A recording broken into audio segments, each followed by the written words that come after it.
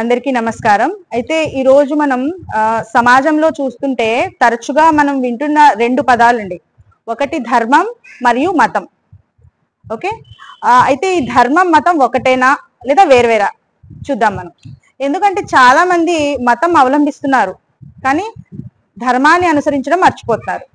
కాబట్టి అసలు ధర్మం మతం అంటే ఏంటి, ఈ రెండింటి మధ్య ఉన్న సంబంధం ఏంటి అన్నది మనం చూద్దాం. ఫస్ట్ ధర్మం యొక్క లిటరల్ మీనింగ్ చూద్దామండి. ధర్మం అన్నది సంస్కృతంలోని పదం, ధ్రువ ధాతువు నుండి వచ్చింది. అది ధర్మం అంటే ధారణ చేయునది, నిలుపుట, రక్షించుట, పోషించుట అనే అర్థాలు వస్తాయి అదండి. అయితే ధర్మం తెలుగులో ధర్మం అంటాం కదండి, అది ఇంగ్లీష్ లో ఎగ్జాక్ట్ గా మీనింగ్ ఒక వర్డ్ అంటూ లేదు దానికి. రిలీజియన్ అంటారు ఇంగ్లీష్ లో, రిలీజియన్. కానీ మనకి రిలీజియన్ అన్నప్పుడు మతం గుర్తొస్తుంది. మతానికి ఇంగ్లీష్ లో ఏమంటారంటే స్కూల్ ఆఫ్ థాట్స్ అంటారు. ధర్మానికి వచ్చి ఇంగ్లీష్ లో రిలీజియన్ ఇచ్చేస్తాం ఆ పేరు. అయితే అరబిక్ లో అద్దీన్ అంటాం, ధర్మాన్ని అద్దీన్ అంటాం. అర్థమైందండి. కాబట్టి ధర్మం అంటే ఏంటి, సమాజం నిలకడగా సాగడానికి, తర్వాత మన జీవితం కరెక్ట్ గా మనం ఏవైతే ఉంటాయో కర్మలు, నీతులు, కర్తవ్యాలు ఇవన్నీ కలిపి ధర్మం అని అంటారు. సహజ ప్రాకృతిక నియమాలు అన్నమాట. నియమాల నిబంధన, నియమ నిబంధనలనే ధర్మం, సింపుల్ గా చెప్పాలంటే ధర్మం అంటాం. అయితే ఈ ధర్మం ఎక్కడి నుండి వచ్చిందండి, ఎక్కడుంది ధర్మం? సృష్టికర్త ద్వారా ఉద్భవించబడింది ధర్మం అనేది. అయితే మనం ఏమంటారు, ధర్మం చూసాం కదా, నెక్స్ట్ మతం చూద్దాం. మతం అనేది సంస్కృతంలో నుంచి వచ్చింది, మతి అన్న వర్డ్ నుంచి. మతి అంటే జ్ఞానం, విశ్వాసం, అభిప్రాయం అన్న వర్డ్స్ వస్తాయండి. మతాన్ని మనం ఏమన్నాం, ఇంగ్లీష్ లో ఏమంటాం, స్కూల్ ఆఫ్ థాట్స్ అంటాం. ఓకే, మతం ధర్మం ఏంటంటే సృష్టికర్త ద్వారా అది ఉనికిలోకి వస్తుంది. అయితే ఒక ఎగ్జాంపుల్ చెప్తానండి నేను. అసలు ధర్మం మతం అంటున్నాను కదా, ధర్మం మతం మీకు ఎగ్జాక్ట్ గా తెలియాలంటే ఒక చిన్న ఎగ్జాంపుల్ ఇస్తాను. A+B² ఫార్ములా ఒక 10 మంది టీచర్స్ కి ఇచ్చి ఎక్స్ప్లెయిన్ చేయమని చెప్పామన్నమాట. ఎక్స్ప్లెయిన్ చేయమని చెప్పినప్పుడు ఆ క్లాసెస్ మనం రికార్డ్ చేసాం. రికార్డ్ చేసి వింటున్నప్పుడు ఒక పాయింట్ అంటే ఒక వన్ థింగ్ సిమిలర్ గా ఉంటది. ఆ 10 ఎక్స్ప్లెనేషన్స్ లో ఒక థింగ్ సిమిలర్ గా ఉండదు. ఏంటంటే అది A+B² ఫార్ములా అనేది 10 లెక్చర్స్ లో కామన్ గా ఉంటుంది, కానీ వే ఆఫ్ ఎక్స్ప్లెనేషన్ మారుతూ ఉంటుంది. అందరూ ఒకలా చెప్పారు కదా, వే ఆఫ్ ఎక్స్ప్లెనేషన్ అంటూ మారుతూ ఉంటుంది. అయితే ఇక్కడ నేను చెప్పొచ్చేది ఏంటంటే ఆ మారంది, ఆ ఫార్ములా ఏదైతే ఉందో అది ధర్మం అండి. ఎక్స్ప్లెనేషన్స్ వచ్చేసి మతం అన్నమాట. అంటే ఒక్కొక్కళ్ళు ఒక్కొక్క విధంగా దాన్ని ఎక్స్ప్లెయిన్ చేస్తూ ఉంటారు. ఓకే, అయితే ధర్మం ఉంటేనే కదా మతం వస్తుంది. ఫార్ములా ఇవ్వడం వల్లే కదా దాని ఎక్స్ప్లెనేషన్ ఇచ్చారు. లేదంటే ఓన్ గా ఏమైనా క్రియేట్ చేస్తారా? ఎక్స్ప్లెనేషన్ క్రియేట్ చేయరు కదా. ఏదైతే మతం ఉందో, ఏదైతే ధర్మం ఉందో దానికి అనుగుణంగా అర్థం అవ్వడానికి. అయితే ఇక్కడ మనం సొసైటీలో చూసినట్లయితే అంతెందుకు ఉదాహరణ చూద్దాం. ఎక్స్ప్లెయిన్ చేసిన దాంట్లో మనం ఏది తీసుకుంటామండి ఈజీగా, అంటే ఏ ఫార్ములా అయితే ఈజీగా సింపుల్ గా మనకి అర్థమైందో దాన్ని మనం ఒక కరెక్ట్ వేగా మనం తీసుకుంటాం. ఏ ఎక్స్ప్లెనేషన్, ఏ ఫార్ములా, ఏ ఎక్స్ప్లెనేషన్ అయితే కొంచెం కాంప్లికేటెడ్ గా వాళ్ళ ఎక్స్ప్లెనేషన్ కి మనం ఫార్ములా మర్చిపోయే విధంగా ఉంటుందో మనం అంత అది సజెస్టబుల్ గా తీసుకోము. అలాగే మతాలు కూడా 2 టైప్స్ ఉన్నాయండి. ఒకటి ఏంటంటే కాన్సెప్ట్ ఓరియంటెడ్, కాన్సెప్ట్ పార్ట్ ఒకటి ఉంటుంది మతాల్లో. సెకండ్ థింగ్ ఏంటంటే రిచువల్ పార్ట్స్ ఒకటి ఉంటాయి అన్నమాట. కాన్సెప్ట్ పార్ట్ మతం ఏంటంటే ఇది మనం అవలంబించినప్పుడు మనిషిలో ఒక విలువలు, ప్రత్యేకమైన విలువలు జనిస్తాయండి. ఏంటి, ఇప్పుడు నేటి సమాజంలో ఉన్న మానవత కరువైంది, నైతికత కరువైంది, ఐక్యత లేదు. ఈ కాన్సెప్చువల్ రిలీజన్ ఏదైతే మనం ఫాలో అయినప్పుడు మనుషుల్లో ఏం జనిస్తాయండి, నైతికత, మానవత మరియు ఐక్యత జనిస్తాయి. రెండోది రిచువల్ బేస్డ్ అన్నాం కదా. రిచువల్ బేస్డ్ రిలీజియన్ ఫాలో అయినప్పుడు మతపరమైనటువంటి హడావుడి ఉంటది. అందులో మతపరమైనటువంటి హడావుడి, మతపరమైనటువంటి గొప్పలు, పోటీతత్వం ఇది ఉంటుంది. కానీ విలువలకు స్థానం ఉంటుందా? విలువలకు స్థానం ఉండదు. అవి అలా విలువలు డౌన్ ఫాల్ అయిపోతూ ఉంటాయి అన్నమాట. నేటి సమాజంలో ఈ ప్యాటర్న్ ఆఫ్ మతం మనం ఫాలో అవుతున్నాం. అవునా కాదండి? ఫాలో అవుతున్నావా లేదా? అదే అనిపిస్తుంది. ఎందుకంటే మన సొసైటీలో నైతికత లేదు, మానవత లేదు, అట్ ద సేమ్ టైం ఐక్యత కూడా లేదు. సో ఎక్కువ మనుషులు ఏంటంటే ధర్మాన్ని వదిలేసి ఈ మతాల్లోకి వచ్చేస్తున్నారు. అవునండి. తర్వాత ధర్మం, మతం అయిపోయింది. ధర్మం గురించి మనం చూసినట్లయితే ధర్మంలోని రూల్స్ ఏవైతే నియమాలు ఉంటాయో అవందరికీ ఈక్వల్ గా ఉంటాయండి. ఫర్ ఎగ్జాంపుల్, మనకు ఆకలి వేస్తే భోంచేస్తాం, అందరూ అదే చేస్తారు కదా. దాహం వేస్తే వాటర్ తాగుతాం, లాభం కలిగితే ఆనందిస్తాం అందరూ, అలాగే దుఃఖం వచ్చినప్పుడు బాధపడతాం. ఓకే అండి, ఇవన్నీ మనకు కామన్ గా ఉంటాయి. అలాగే ధర్మంలోని ప్రిన్సిపల్స్ ఏవైతే ఉన్నాయో సూత్రాలు కూడా అందరికీ ఆమోదయోగ్యంగా ఉంటాయి, అందరూ యాక్సెప్ట్ చేసే విధంగానే ఉంటాయి. ఫర్ ఎగ్జాంపుల్ లైక్ సృష్టికి కర్త ఒకడే ఉన్నాడు, అందరూ యాక్సెప్ట్ చేస్తారండి, ఇది అందరికీ ఆమోదయోగ్యంగానే ఉంది. మనం అందరం ఒకే జంట సంతానం, ఏకత్మ భావన అంటారు, ఇది అందరికీ యాక్సెప్టబుల్ గా ఉందా లేదా? ఉంది. తర్వాత తల్లిదండ్రులను గౌరవించాలి, అబద్ధం చెప్పకూడదు, దొంగతనం చేయకూడదు, ఇవన్నీ ఈ ప్రిన్సిపల్స్ అన్ని అందరికీ ఆమోదయోగ్యంగా అందరూ యాక్సెప్ట్ చేసే విధంగా ఉంటాయి అన్నమాట.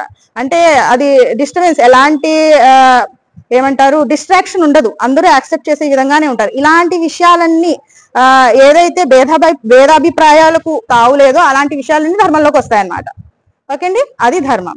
అయితే మన మతంలో 2 టైప్స్ ఆఫ్ చూసాం కదండి, ఒకటి కాన్సెప్ట్ సెంట్రిక్ రిలీజియన్ మతము, 2 రిచువల్ బేస్డ్. అలాగే ధర్మంలో కూడా 2 టైప్స్ ఆఫ్ ధర్మ అని కూడా అనొచ్చు, ధర్మం ఉంటాయి అన్నమాట. ఒకటి ప్రాకృతిక ధర్మం, 2 ప్రాకృతి ధర్మం, నివృత్తి ధర్మం. ప్రవృత్తి ధర్మం అంటే ఏంటంటే అది ఎక్స్టర్నల్ వరల్డ్ కి సంబంధించింది, ఫిజికల్ వరల్డ్ కి సంబంధించింది, బయట అన్నమాట, బాహ్యంగా ఉండేది.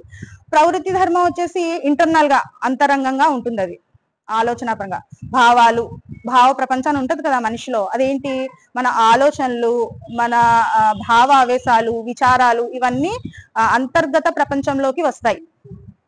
ఎలా అయితే ప్రపంచంలో అన్ని ఏదైతే రూల్ ప్రకారంగా ఒక సిస్టమాటిక్ గా నియమ నిబంధనలకు లోబడి ఒక ప్యాటర్న్ ప్రకారంగా ఉన్నాయో, ఎలా అయితే ఒక డిసిప్లిన్ ప్రకారంగా ఉన్నాయో, అప్పుడు మన భౌతిక ప్రపంచం కూడా అలాగే సజావుగా ఉంటుంది. అర్థమవుతుందండి, మన భౌతిక ప్రపంచం కూడా అలాగే ఉంటుంది. ఒకవేళ బాహ్య ప్రపంచం డిస్టర్బెన్స్ గా కొంచెం గందరగోళంగా ఉందనుకోండి, మన భౌతిక జీవితం కూడా గందరగోళంగా ఉంటుంది.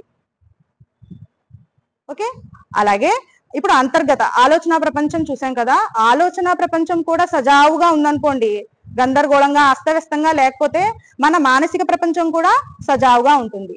అది అస్తవ్యస్తంగా ఉందనుకోండి, మన మానసిక ప్రపంచం, ఆలోచన ప్రపంచం కూడా గందరగోళంగా అస్తవ్యస్తంగా ఉంటుంది. ఫర్ ఎగ్జాంపుల్ మానసిక పరంగా మనకు ఆలోచనలు ఎలాంటివి వస్తాయి, అసలు నేను ఎవరు, నన్ను ఎవరు పుట్టించారు, ఎవరైనా ఉన్నాడా, అసలు మంచి ఏంటి, చెడేంటి, గమ్యం ఏంటి, గమనం ఏంటి, ఇవన్నీ ఆలోచనలు అన్నమాట. ఈ ఆలోచనలకు సంబంధించిన నాలెడ్జ్ మనిషికి మనం క్లారిటీ ఇవ్వలేదు అనుకోండి, అతను మానసిక పరమైనటువంటి గందరగోళానికి గురవుతాడు. గురవడమే కాకుండా మానసికంగా చాలా డిస్టర్బ్ అయిపోయి పిచ్చివాడైపోతాడు ఏంటి. అయితే మనకి మానసిక దృక్పథాలు ఏవైతే ఉన్నాయి, నేను ఏంటి, అసలు నేను మంచా చెడేంటి, మంచి ఏంటి, నా లక్ష్యం ఏంటి, నేను ఎక్కడి నుంచి వచ్చాను అసలు, ఇవన్నీ ఇత్యాది విషయాలన్నీ ఎందులోకి వస్తాయండి, ఆలోచన ప్రపంచంలోకి వస్తాయి. అయితే ఈ భావ ప్రపంచానికి సంబంధించిన ఈ విషయాలు ఏవైతే ఉన్నాయో దీన్ని నివృత్తి ధర్మం అంటారు. అదేంటండి, నివృత్తి ధర్మం. అయితే మన లోపల ఉన్న ఆ ప్రపంచాన్ని సరైన మార్గం చూపేదే నివృత్తి ధర్మం అన్నమాట. ధర్మాలు 2 రకాలుగా ఉంటాయన్న, ఒకటి ప్రవృత్తి ధర్మం, నివృత్తి ధర్మం. ప్రవృత్తి అంటే బయట బాహ్యంగా ఉండేది, నివృత్తి అంటే లోపల మనం అప్పుడప్పుడు ఒక పని చేయాలనుకోండి, ఆలోచించుకుంటాం ఆ పని ఎందుకు చేయాలి, అసలు ఏంటి, అది కరెక్టా రాంగా అని మాట్లాడుకుంటాం కదా, దాన్ని నివృత్తి ధర్మం అంటారు. అయితే నివృత్తి ధర్మంలో వచ్చే ఏవైతే సందేహాలు ఏంటి తెలుసండి మనకి, దేవుడు ఉన్నాడా లేడా, ఒకవేళ ఉంటే ఒకడా అనేకమా, ఈ మనిషి మనుగడ అసలు ఎక్కడి నుంచి స్టార్ట్ అయ్యింది, ఓకే, మనం అందరూ ఎక్కడి నుంచి వచ్చాం, అసలు జీవిత లక్ష్యం ఏంటి, జీవిత పరమార్థం ఏంటి, తినడం, తాగడం, ఎంజాయ్ చేయడం, చచ్చిపోవడం, అదే నా జీవిత పరమార్థం, లేదంటే ఎవరైనా ఒక శక్తి అతీతంగా మనల్ని గమనిస్తుందా, మనం మంచికి దగ్గరగా చెడుకి దూరంగా ఉంటే మనకి ఏమైనా గిఫ్ట్ ముక్తి లభిస్తుందా, ఒకవేళ లభిస్తే అది ఎలా ఉంటుంది, అదేంటి అన్న ఆలోచనలన్నీ అంతర్గతంగా మనిషిలో వస్తాయండి. నేను ఎక్కడి నుంచి వచ్చాను, నేను ఇక్కడ ఏం చేయాలి, మళ్ళీ నేను ఎక్కడికి వెళ్తాను, జీవిత పరమార్థం ఏంటి, ఈ 4 విషయాలేనండి. ఇంత నేను చెప్పాను కానీ ఈ 4 పాయింట్స్ అన్నమాట. అయితే దీన్ని ప్రవృత్తి ధర్మం అంటారు. ఇప్పుడు వచ్చిన చిక్కు ఏంటి అంటే, ప్రవృత్తి ధర్మం బాగానే ఉంటుంది, మనం బాహ్యంగా భౌతికంగా చాలా డెవలప్ అయిపోతున్నాం, ఎడ్యుకేషన్ పరంగా చాలా డెవలప్ అవుతున్నాం, బట్ మనం నైతిక పరంగా దిగజారిపోతున్నాం, అవునా కదా. ఇప్పుడు చాలా మంది ఘోరాలు క్రైమ్స్ చేసే వాళ్ళందరూ ఎవరు, చదువుకున్న వాళ్ళ, చదువు లేని వాళ్ళ, చదువుకున్న వాళ్ళే చేస్తున్నారు. అంటే మనం భౌతికంగా చాలా డెవలప్డ్ స్టేజ్ లో ఉన్నాం. చదువు లేనివాడు వింత పశువు అన్నారా, లేనివాడు. కానీ ఇప్పుడు ఏంటో అది మారిపోయింది, చదువుకున్నవాడే వింత పశువులా అయిపోయాడు. ఎందుకు ఇదంతా జరుగుతుంది అంటే మనిషిలో ఈ 2 టైప్స్ ఆఫ్ ఉన్నాయి కదా, ప్రవృత్తి ధర్మం నివృత్తి. ప్రవృత్తి హైలైట్ అయిపోతుంది, నివృత్తి కిందకి అయిపోతుంది. ఆ నైతిక పరమైన డెవలప్మెంట్ లేకపోవడం వల్ల మనిషి తనకు ఇలా అయిపోతున్నాడు అనమాట. ఇప్పుడు ఈ సొసైటీలో మానవత్వాన్ని మరిచి ప్రవర్తిస్తున్నాడు. దేని గురించి అంటే ఇదే కారణం. నేను ఇంత చెప్తున్నాను, అసలు మీరు వినాల్సిన అవసరం ఏంటంటే మనిషి మానవత్వం మరిచిపోయి మృగంలా తయారైపోతున్నాడు. నేటి సమాజంలో మన కాకినాడలో మనం చూసాం, ఒక తండ్రి తన 2 పిల్లల్ని చంపేశాడండి, బకెట్లో ముంచి చదివేశాడు. ఎంత అసహజం అండి అది, ఎంత అసహజమైన విషయం. ఒక మనిషి చేయగలడా ఆ పని? మరి ఎందుకు చేస్తున్నాడు ఆ పని? చేయలేరా? అది పెరిగిపోతుంది అనమాట అతనిలో. ఆ నివృత్తి ధర్మానికి సంబంధించిన నాలెడ్జ్ ఇవ్వట్లేదు. తప్పు ఎవరిదండి? ఎందుకు ఇవ్వట్లేదు? ఇప్పుడు ఎడ్యుకేషనల్ సొసైటీలో ఏంటి, భౌతిక పరంగా ఇచ్చేస్తున్నారు, డాక్టర్స్ ఇంజనీర్స్ అయిపోతున్నారు, కానీ పెద్ద అయ్యాక వాళ్ళలో భౌతికంగా దిగజారిపోతున్నాం. అందుకోసం ఇప్పుడు మేము చెప్పేది ఏంటంటే మనిషి తన మానవత్వాన్ని మరిచి మృగంలా తయారవుతున్నాడు. మనకు కూడా పొంచి ఉందండి ప్రమాదం. అది మన పిల్లలు మనల్ని ఫ్యూచర్ లో ఓల్డ్ ఏజ్ హోమ్ లో పడేస్తారు. పొంచి ఉన్న ప్రమాదాన్ని మరి దీని గురించి ఆలోచించొద్దండి? ఆలోచించాలి కదా. ఆ మనిషిని ఆ క్రూరత్వం నుండి వ్యక్తిగతంగా మార్చే ఆ యొక్క సబ్జెక్టే మేము మాట్లాడుతున్నామండి. అదే మా కాన్సన్ట్రేషన్, అదే మా ఆబ్జెక్టివ్, ఇంకేం కాదు ఏంటి. ఆ అవసరం ఉందా లేదా? As a society, as a citizen of ఇండియాగా మనకి ఆ రెస్పాన్సిబిలిటీ ఉందా లేదా? ఉంది కదా. కాబట్టి ఇప్పుడు నేను ఇంత కొంచెం కాంప్లికేటెడ్ గా చెప్పాను, బట్ సింపుల్ గా ఏంటంటే మనకి ఆధ్యాత్మిక పరమైన ఆ నాలెడ్జ్ కూడా మనిషికి ఇచ్చినప్పుడే అతను పరిపూర్ణుడు అవుతాడు. ఈ ప్రవృత్తి ధర్మం నివృత్తి ధర్మం నిజానికి సపరేట్ గా ఉన్నా ఇవి 2 ఒకటే మార్గం చూపిస్తాయండి. ఈ రెండింటిని మనం అనుసంధానం చేయాలి. అనుసంధానం చేసినప్పుడే మనిషిలో పరిపూర్ణత అనేది వస్తుంది. అర్థమైందండి? కాబట్టి నేను దేవుణ్ణి ఏం కోరుకుంటున్నానంటే ప్రవృత్తి ధర్మంతో పాటు మనిషిలో నివృత్తి ధర్మం కూడా ఉండి మనం పరిపూర్ణమైన మనుషులుగా వ్యక్తిత్వాలుగా మారాలని ఆ దేవుణ్ణి నేను కోరుకుంటున్నాను. ధన్యవాదాలు.